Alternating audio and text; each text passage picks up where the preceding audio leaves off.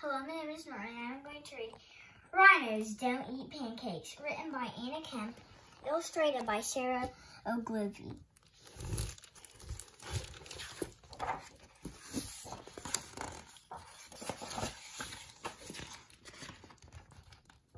Do you ever get the feeling that your mom and dad aren't listening to a word you say? You do? Then you are just like Daisy. Her mom and dad never listen. Daisy could tell them that her hair was on fire or that the dog had eaten the mailman, but they would just nod and say, "That's nice, dear," or "Tell your gran," or "Can't you see I'm on the phone?" So when one day Daisy had something really important to say, guess what? Nobody listens. So this is what happened. Daisy was eating her breakfast when a big purple rhino strolled into the kitchen. That's right, a big purple rhino. It was as big as a bus and as purple as a plum. It was also hungry, so it took a chomp of Daisy's pancakes and went upstairs.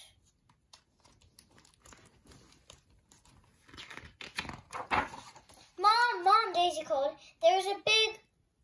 "Tell your dad," said Mom. "He'll catch it in a mug and throw it out the window." Dad, said Daisy. "There's a huge," said Dad. "The spider can wait."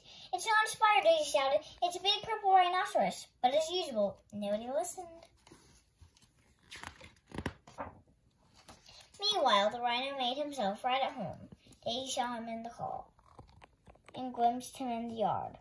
He spied him in the bathroom. But every time she tried to tell her parents, they'd say, "Shh, Daisy, can't you see we're busy?" Daisy's parents were busy all week, so Daisy began to talk to the rhino instead. Soon, they became good friends. They played ring toss and made pizzas together, and the rhino tickled Daisy until she thought she'd burst. But Daisy's parents didn't notice. Until the pancakes ran out. "Who ate all the pancakes?" yelled Dad, looking right at Daisy. "It was the rhino," she said. "Rhinos don't eat pancakes," said Dad. "This one does," said Daisy. I saw him in the kitchen." "A rhino," said Mom. "In the kitchen," said Dad. "Yes," said Daisy, "exactly." Mom and Dad roared with laughter. "What next?" they hooted. "A shark on the toilet, a polar bear in the fridge."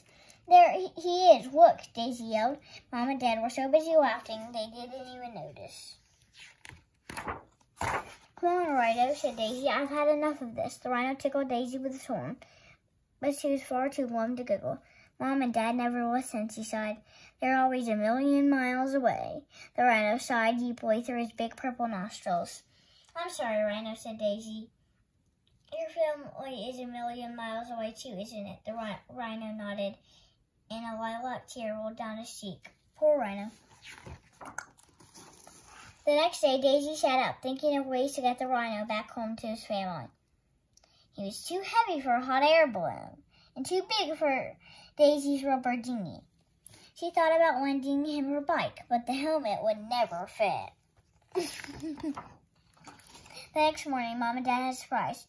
"We're taking you to the zoo," said Mom, "so you can see a real rhino." "What do you think of that?"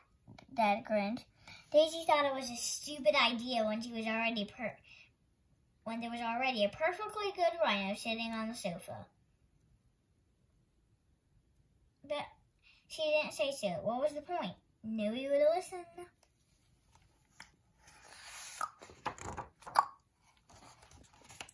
And at the zoo, Daisy saw yellow giraffes, bright red parrots, orange and black tigers, and grass-green snakes.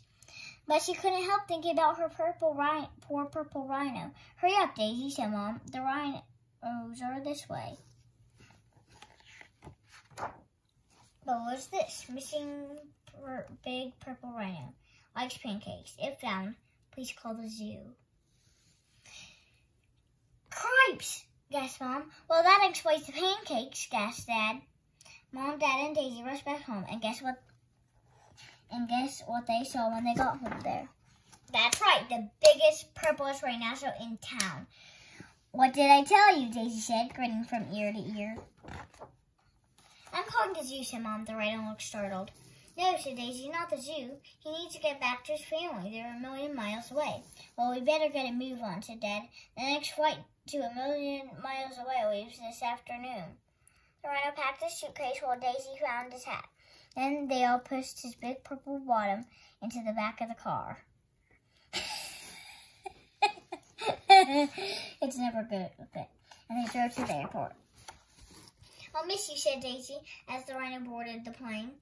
The Rhino gave her a big purple hug. He would miss her too. Back at home, Daisy began to feel lonely again. He would listen to her now.